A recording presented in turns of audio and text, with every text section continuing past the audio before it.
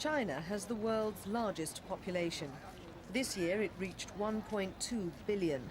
In an attempt to curb its rapid growth, in 1973 the government brought in a law restricting urban families to one child and rural families to two.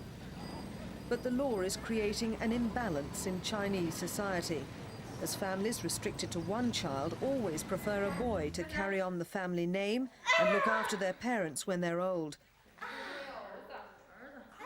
The law has meant that many Chinese women have an abortion rather than have a baby girl.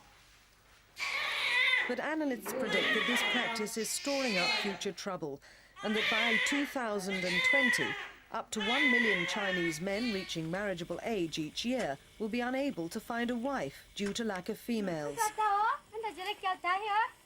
In the villages, these problems of population control seem a million miles away. Life has changed little over the years, and the old traditions still continue, untouched by many of the developments of the 20th century.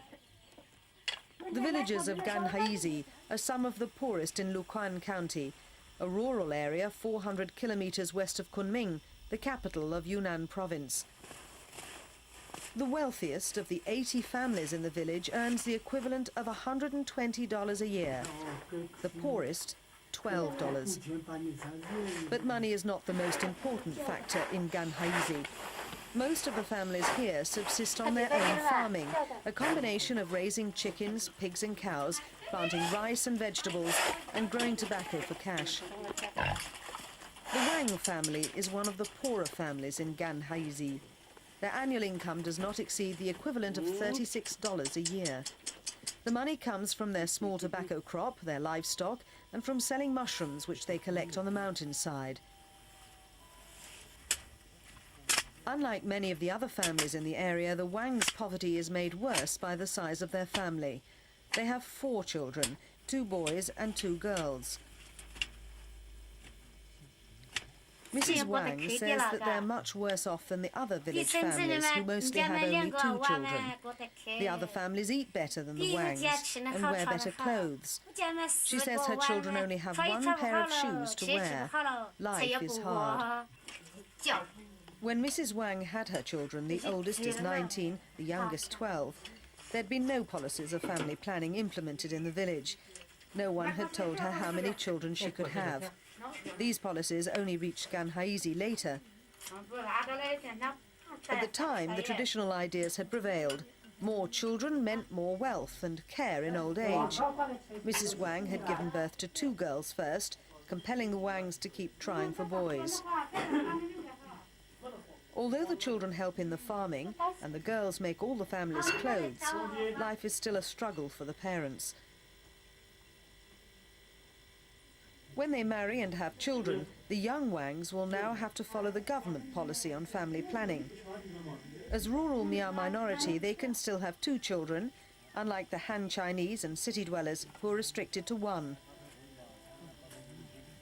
The Wangs agree with the policy of restricting family size, as they think this makes life easier for those like themselves who are poor. The Wang children have only had the most rudimentary schooling. It's really been up to the parents to educate their children themselves. To this end, the Wangs turned to Christianity. They're one of 5 families in the village who are Christian. French missionaries from Vietnam converted many Chinese at the turn of the century. After the Chinese Revolution of 1949, the Christian families of Ganhaizi had to worship in secret. But since 1990, there's been religious freedom in China. Mrs. Wang says that when the children don't listen to their parents, she and her husband use the Bible to teach them. She feels that if her children study this book, they won't steal from others and won't fight with people. She's convinced that you can learn patience and understanding from Jesus. The picture of Christ has pride of place in the Wang household, near to the picture of the former Chinese leader Mao Zedong. But despite their faith, life is hard for the Wang family. Mrs. Wang has been up since dawn collecting the wild mushrooms she sells to supplement the family income. She and her husband have always made sure that her 4 children have had enough to eat. But she'd like to give them much more. She's happy to go without luxuries like good shoes to enable her to give more to her children. But she firmly believes now in the two-child family. For her, it's simply a question of economics, not population control.